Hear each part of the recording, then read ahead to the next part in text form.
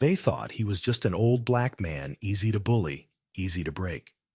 But when Elijah Thomas made one simple phone call, everything changed. What happened next didn't just shock the bullies, it sent a message that echoed through the entire town. This is a story of quiet strength, unstoppable courage, and a community's power to stand together. Stay until the end, because you won't believe how it all unfolds. Dear viewer, what you are about to witness is not just a story. It is a powerful testament to the quiet power and pursuit of justice in places most people ignore. If this is your first time here, I warmly invite you to share where you are watching in the comments below. And if stories like this move, challenge you, or make you think, consider subscribing and clicking the bell icon. We share voices that deserve to be heard every day. Thank you for being here. Now let's get into the story. In the golden haze of a late afternoon sun, the air shimmered with heat, and the scent of frying oil from the Redwood Cafe lingered in the breeze. It was the kind of small-town diner tucked along the rolling hills of Asheville, North Carolina, where truckers and locals gathered to swap stories over bottomless coffee and home-cooked pie. Yet that day, beneath the painted skies, something was different. A quiet tension hummed just below the surface, waiting to snap. Elijah Thomas stepped out of his weathered Ford sedan, with deliberate grace, leaning heavily on a polished cane that glinted under the fading sunlight. His posture was dignified, his clothing neat, a pressed button-down shirt tucked into slacks, a coat draped lightly over his shoulders, and a hat that had seen better years, but still sat proudly atop his silver hair. His gait was slow, but his presence filled the parking lot like the low roll of thunder. Passers-by glanced his way most, with the usual mixture of curiosity and quiet indifference reserved for the elderly. But not all. Near the far edge of the lot, a group of bikers lounged against their glinting motorcycles, their voices sharp with crude laughter. Their leader, a burly man named Cole Jensen, eyed Elijah's approach with a smirk that didn't quite reach his eyes. His companions nudged each other, their leather jackets creaking, as they straightened to better enjoy the show. Cole's voice cut through the air, loud and laced with contempt. "Hey, Pops, lost your shuffleboard game." The others barked laughter, a sharp, unsettling sound that clashed against the fading quiet. Elijah paused his cane, tapping softly against the asphalt. His dark skin, his age, the subtle tremor in his hand as he adjusted his grip on the cane. These were things they saw and dismissed. But they didn't see the glint in his eyes, the unshakable calm that settled over him like a mantle. He met Cole's gaze with a look that was neither fearful nor confrontational, just steady. "I'm here for a cup of coffee," Elijah said, his voice smooth as if he were discussing the weather. Cole pushed off his bike, his boots grinding into the gravel as he swaggered closer. "Coffee, huh? Looks like you might not make it to the door, old man." The air thickened as though the sun itself held its breath. A few diners inside the cafe glanced out through the windows, but none moved to intervene. Elijah's lips pressed into a thin line, his hand tightening briefly on the cane, but his voice remained level. "I'll be just fine." The challenge was so quiet, so subtle, that for a moment Cole didn't register it. Then the smirk twisted into something darker. He snapped his fingers, signaling the others to close in. The crunch of boots against gravel grew louder, echoing off the walls of the cafe. Elijah stood his ground, adjusting the brim of his hat with slow precision, as though the scene unfolding before him were of little consequence. One of the younger bikers, a wiry man with tattoos snaking up his neck, leaned closer. Ain't you got somewhere else to be? Grandpa Elijah didn't flinch. Right here suits me. The weight of his words was like a stone dropped into a pond, subtle but impossible to ignore. Cole's smirk faltered just a fraction, the first crack in his veneer. The younger man's laughter grew uneasy, but he covered it with another jeer. What you gonna call? For backup with that cane. And that was when Elijah reached into the pocket of his coat. His movements were deliberate, precise, neither hurried nor hesitant. He drew out a simple flip phone, its case worn smooth from years of use. The bikers chuckled, a low, mocking sound. "You gonna call your grandkids to save you, old man?" Cole sneered. Elijah opened the phone, pressed a single button, and lifted it to his ear. His voice, though quiet, carried clearly across the lot. "It's time," he said simply, then snapped the phone shut and returned it to his pocket. The bikers exchanged glances, confusion flickering across their faces. Their bravado faltered, replaced by the faintest tinge of unease. "What the hell was that?" one of them muttered. Cole scowled, taking a step closer, trying to reclaim control. "You think you're scaring us with some mystery phone call?" Elijah's expression didn't change. He leaned lightly on his cane, his eyes calm, almost serene. But in the stillness of the moment, it became clear that this wasn't a man who feared them. This was a man who had seen far worse, endured far more, and had emerged from each trial with the quiet strength of a mountain. And it was precisely that silence, the refusal to cower, the unwavering calm that unsettled them more than any threat could have. For a long beat, the parking lot held its breath. Then, faintly at first, but growing louder, the low rumble of engines approached from beyond the curve of the road. The sound was not chaotic but steady, measured a growing presence that sent an involuntary shiver down the bikers' spines. Cole's scowl deepened his bravado, cracking like thin ice. Elijah shifted his weight slightly, his gaze steady as he murmured, "I believe you'll want to stick around for what happens next." And with those few words, the trap they hadn't even seen began to close. The silence that followed Elijah's quiet declaration was a tangible thing, thick with the weight of unspoken threats and mounting confusion.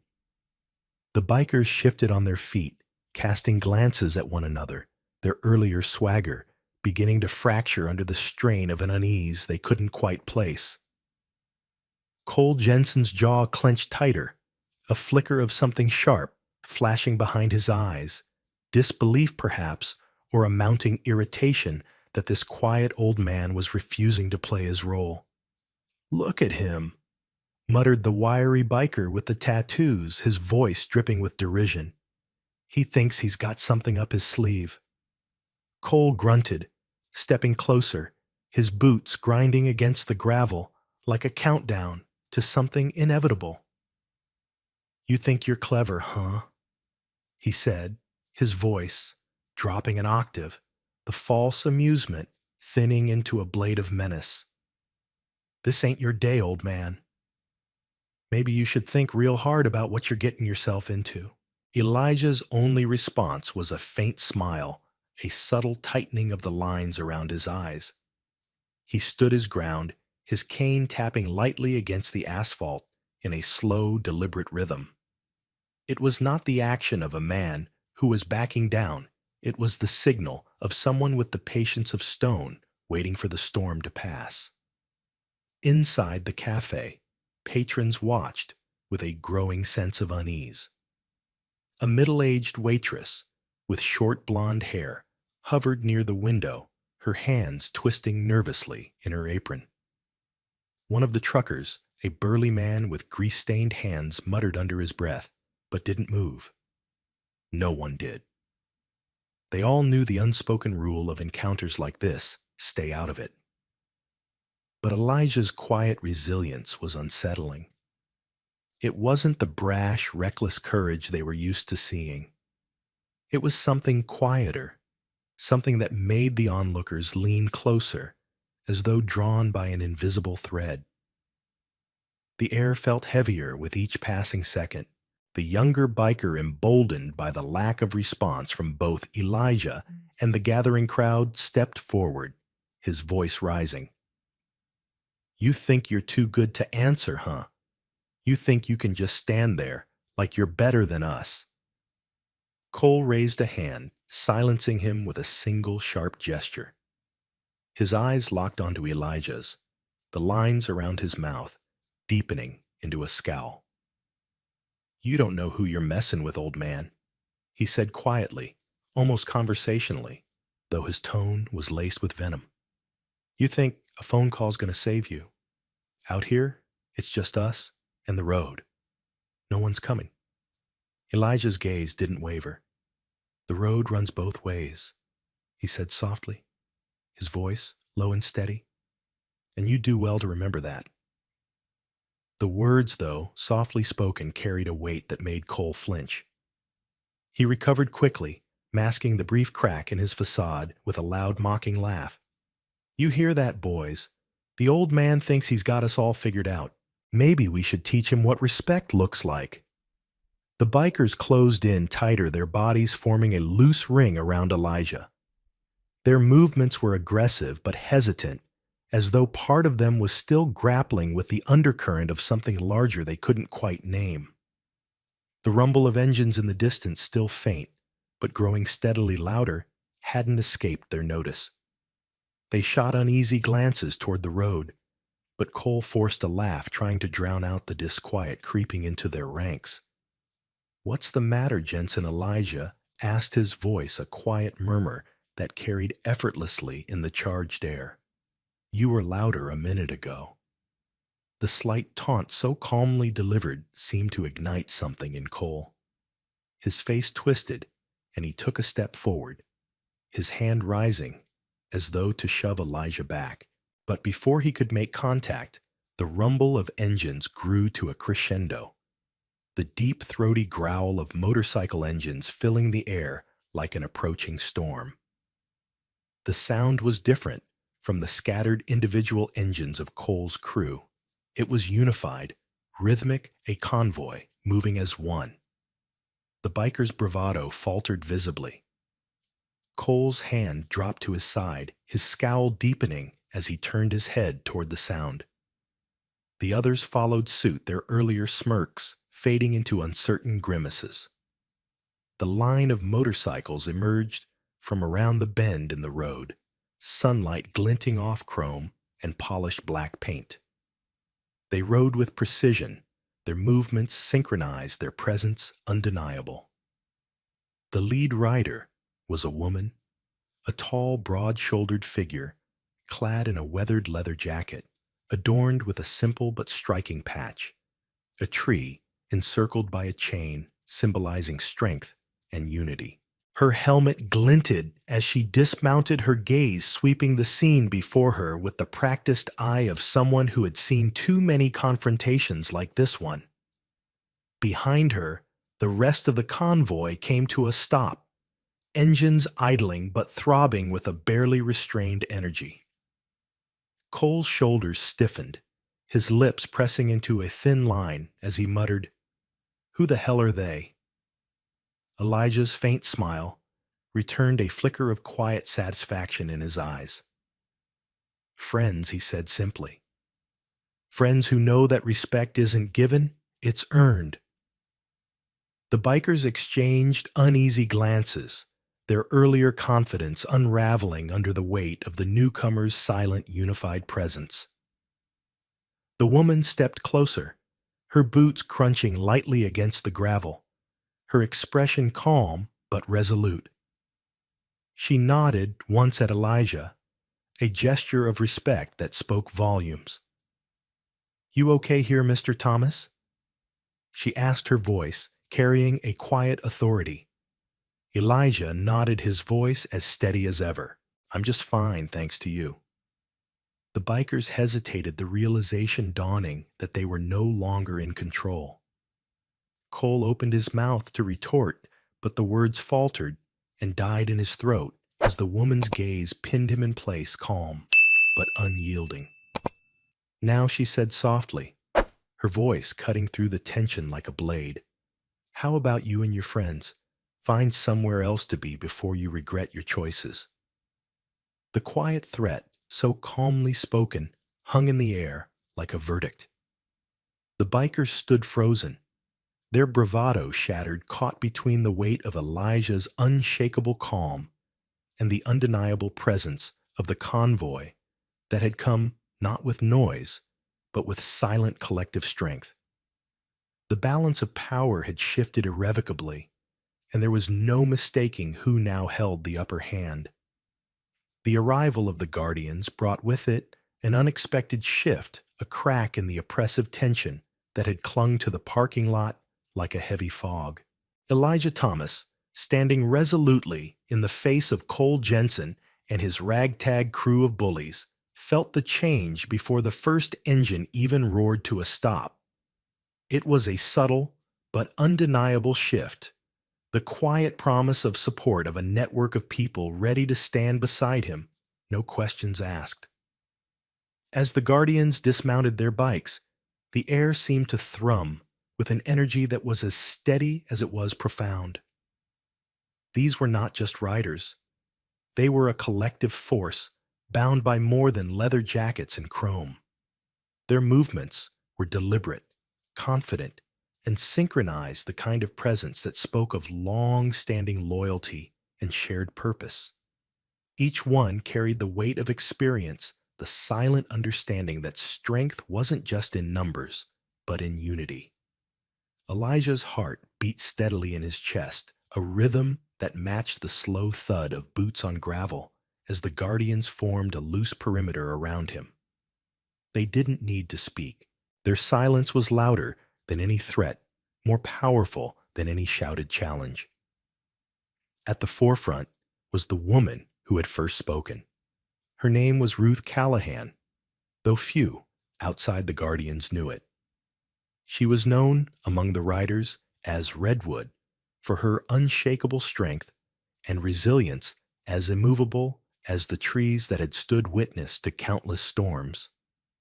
Cole Jensen's face twisted in a mixture of confusion and rising dread.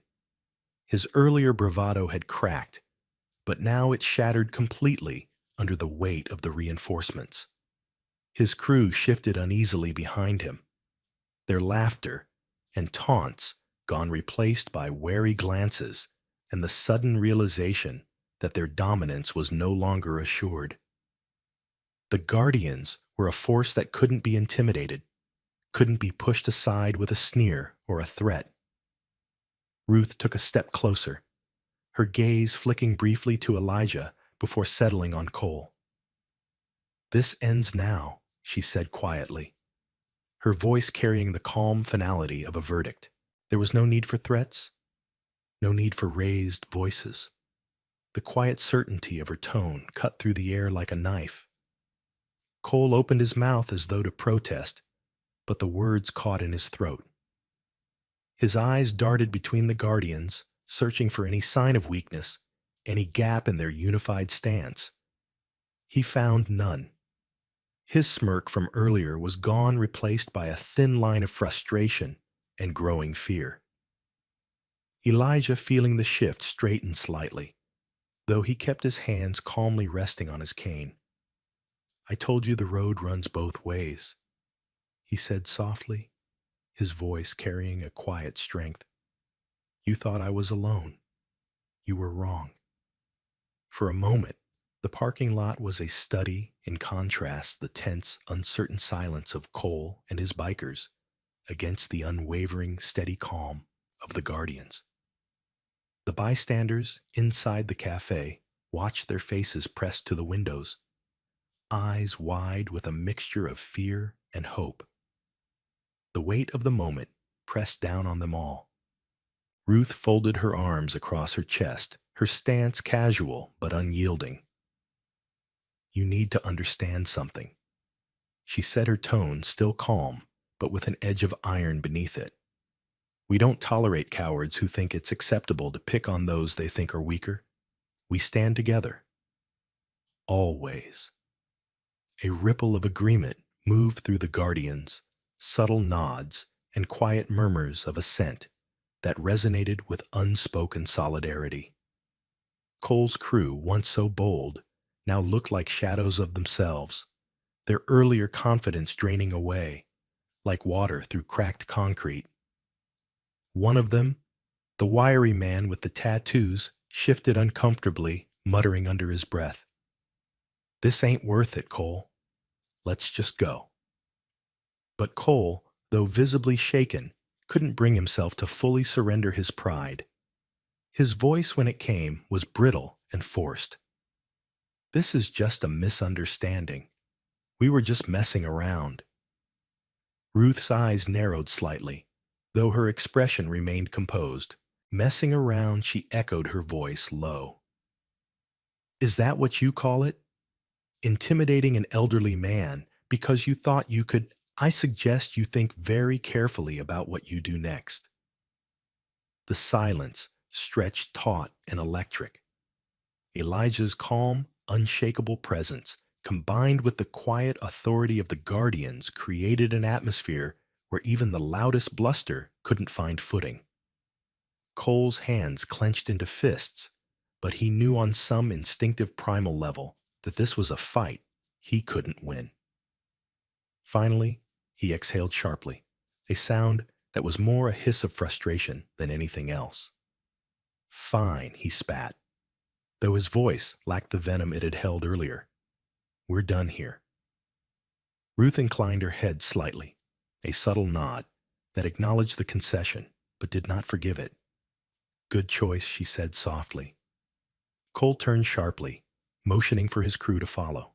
They hesitated for a fraction of a second, glancing uneasily between each other, but eventually fell in line, their boots scuffing against the gravel as they retreated. The guardians held their ground, their silent, watchful presence ensuring that the bikers' exit was nothing less than complete. As the sound of their motorcycles faded into the distance, replaced by the low hum of the guardians' own bikes, idling, a quiet exhale of relief passed through the crowd. Elijah met Ruth's gaze, a faint smile touching the corners of his mouth. "Thank you," he said simply. Ruth stepped closer, placing a hand lightly on his shoulder. "No thanks needed, Mr. Thomas," she said. "You stood tall when it mattered most. We were just here to make sure your voice was heard." Elijah nodded his gratitude, quiet but profound. As the guardians began to remount their bikes, the hum of engines rising once more, the sense of quiet strength lingered in the air. It wasn't just about a confrontation, averted. It was about a message sent, a promise kept, and the enduring power of community. Elijah's quiet resilience, backed by the solidarity of the guardians, had rewritten the script that Cole Jensen and his crew had tried to impose. In the end, it wasn't noise or violence that won the day. It was calm, unwavering courage, backed by the quiet force of those who refused to let injustice go unchallenged. And as the guardians rode out their engines fading into the distance, the message remained clear. Unity is strength, and no one, no matter how underestimated, stands alone. The sun dipped low over the horizon as Elijah Thomas stood at the edge of the parking lot, watching the last of the Guardians' motorcycles glide away into the distance. The roar of their engines faded into the evening hush, but the resonance of their presence lingered like a warm, steady pulse in the air. The faces of the bystanders, once lined with apprehension and fear, now reflected something different: relief, gratitude, and an unspoken acknowledgement that a quiet, steady hand could turn the tide against injustice. Elijah felt the weight of the moment settle into his bones, a deep, quiet sense of satisfaction mingled with the exhaustion of a day that had tested his patience and resolve. He turned to the small cluster of cafe patrons who had ventured outside, drawn by the confrontation and the unexpected show of solidarity. Their murmurs filled the air, not with the sharpness of gossip, but with the softer, more thoughtful tone of a community reevaluating its own assumptions. A young woman with a name tag that read Jenny approached cautiously, her hands nervously smoothing her apron. "Mr. Thomas, are you all right?"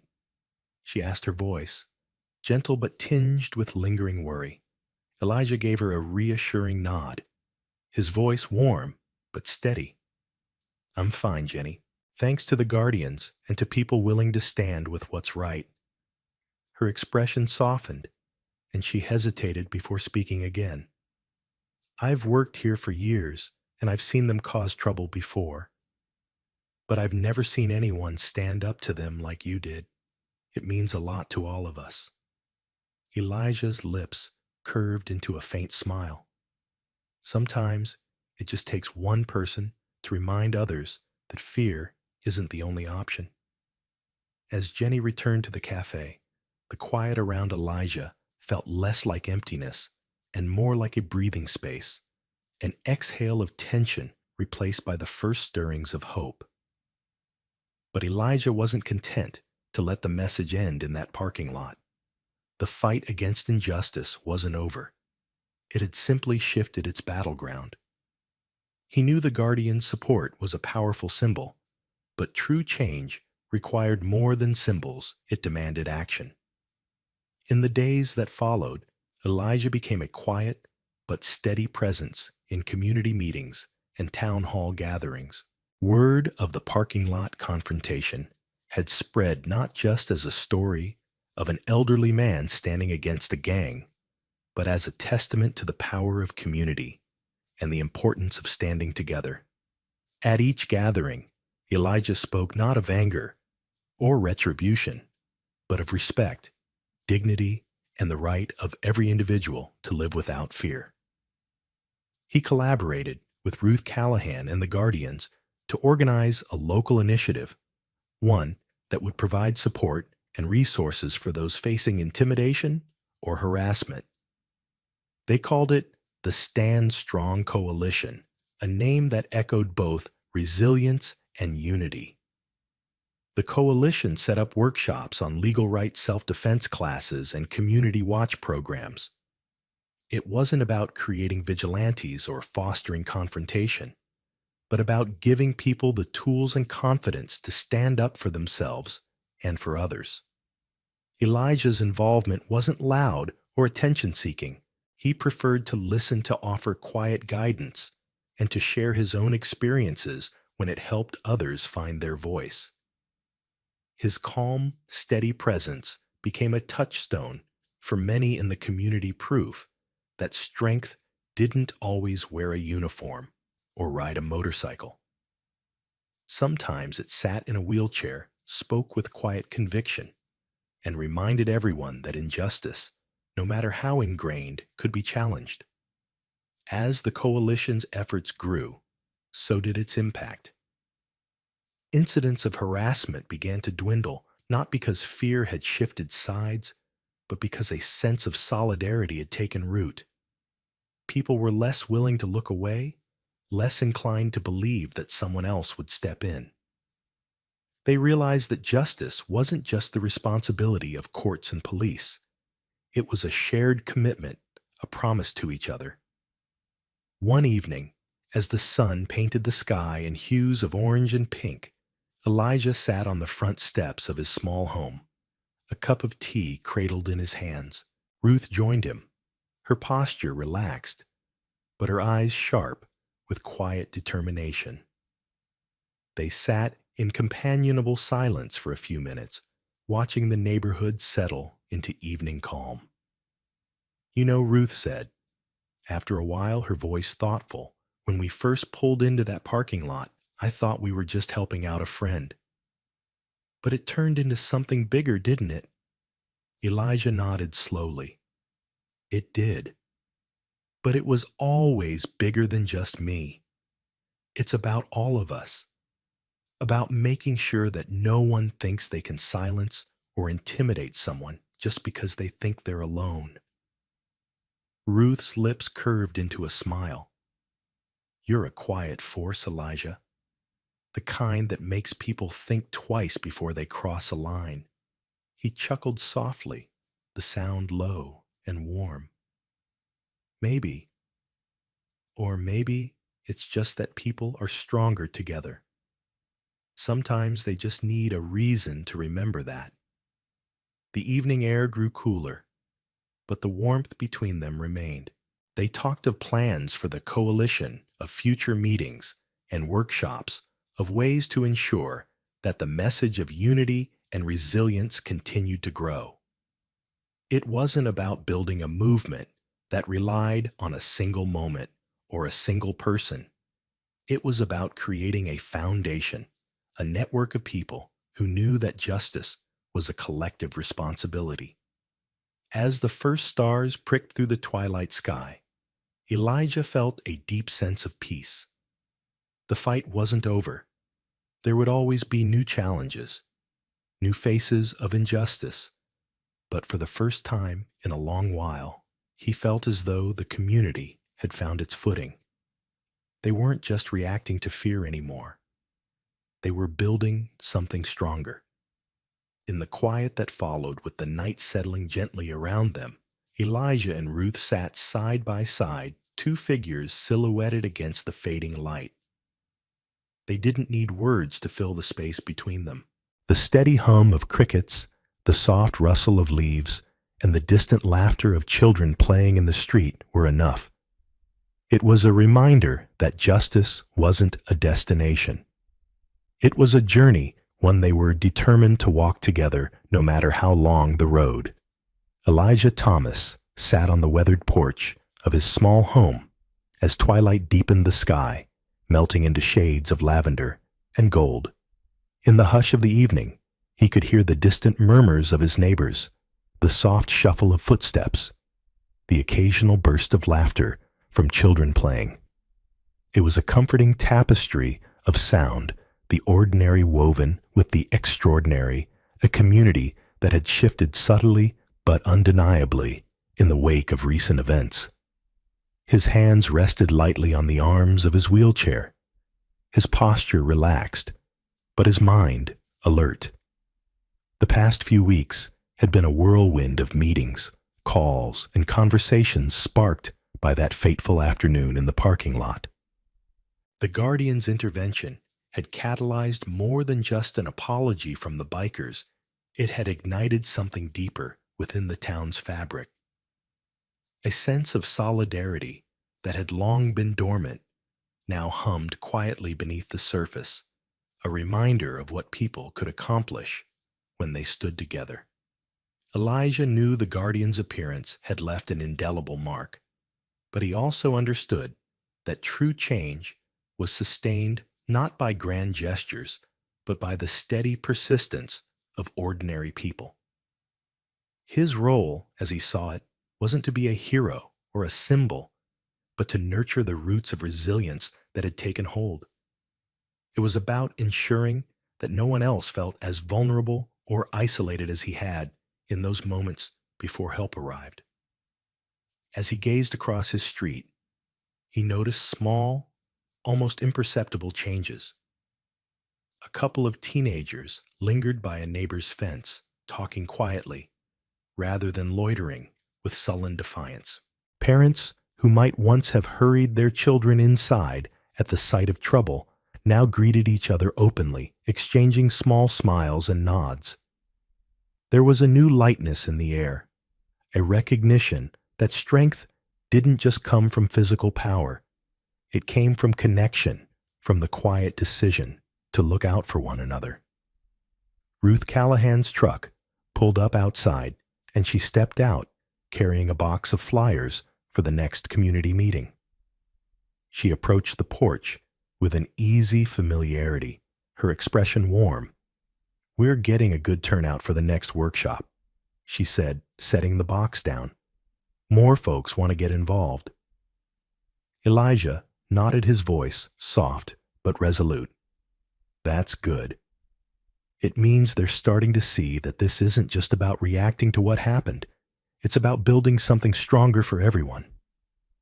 Ruth settled into a chair beside him, her gaze following his out across the quiet street. You've done more than just stand up for yourself, Elijah. You've reminded us all that we have a responsibility to each other. That's not just bravery, it's legacy. He turned to her, a faint smile playing at the corners of his mouth. Legacy isn't something you plan for.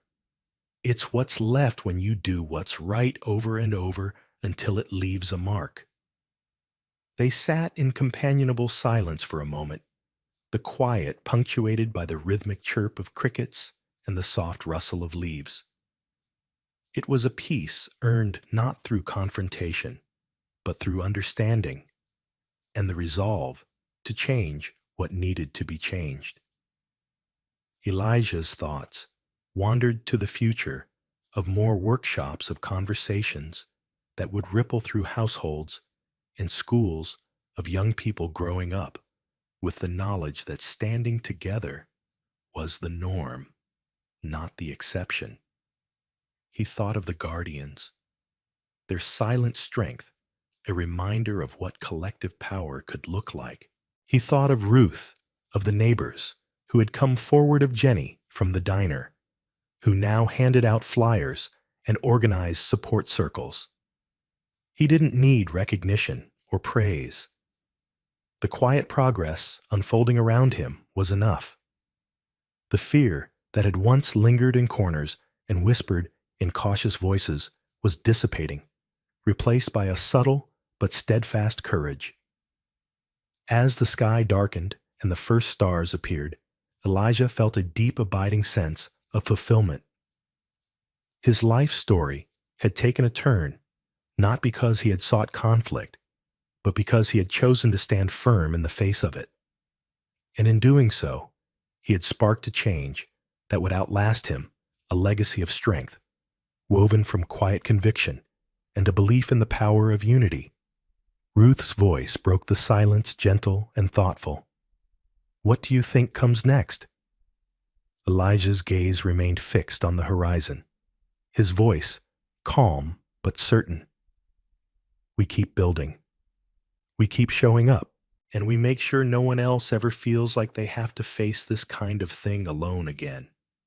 They sat side by side as night embraced the world around them, a pair of quiet sentinels bearing witness to the beginning of a new chapter, one of strength, resilience, and unwavering community. Elijah Thomas's story is one of quiet resilience, unyielding dignity, and the transformative power of community. What began as a simple, quiet afternoon at a roadside diner quickly spiraled into an encounter with hostility and prejudice, an attempt to silence and intimidate a man who had done nothing more than exist in a space others believed he didn't belong. But what those bikers didn't anticipate was Elijah's unbreakable spirit and the network of solidarity he could summon with a single deliberate phone call. It wasn't a dramatic act of defiance or a loud confrontation. It was a quiet assertion of his right to be respected, to stand tall even while sitting in a wheelchair, and to remind everyone watching that dignity and respect are non-negotiable. Elijah's refusal to be intimidated echoed louder than any insult or mockery could. His calm demeanor, his steady presence, and his ability to call upon a network of allies, represented by the guardians of the road, turned what could have been a moment of humiliation into a powerful declaration of unity. This wasn't just a story of a man overcoming adversity. It was a testament to how communities can and must come together to stand against injustice. When the guardians arrived, it wasn't about revenge or aggression. It was about making it clear that no one stands alone when they're surrounded by a community that values justice, kindness, and mutual respect. This story is a profound reminder of the power of connection and the importance of speaking up, not always with loud voices or grand gestures, but with the steady courage to say, "This isn't right," and to stand firm until justice is done. Elijah's journey is a lesson for us all that no matter how old we are, how we move through the world, or how others may perceive us, we possess an inner strength capable of inspiring change. His quiet heroism reminded his community of the importance of looking out for one another, of creating spaces where everyone feels safe and valued, and of transforming moments of fear into catalysts for solidarity. The key takeaway from Elijah's story is that real strength doesn't come from confrontation alone. It comes from resilience, community, and the ability to remain true to oneself. His experience teaches us that we don't have to face challenges alone. Whether it's standing up against injustice, supporting those who are marginalized, or simply being present when someone needs an ally, each of us has the power to make a difference. In today's world, where acts of division and cruelty can feel overwhelming, Elijah's story offers a beacon of hope. It reminds us that small acts of solidarity can ripple outward, transforming not just one life, but entire communities. If Elijah's story resonated with you, if it sparked something in you that says I can make a difference too, then we invite you to subscribe to this channel.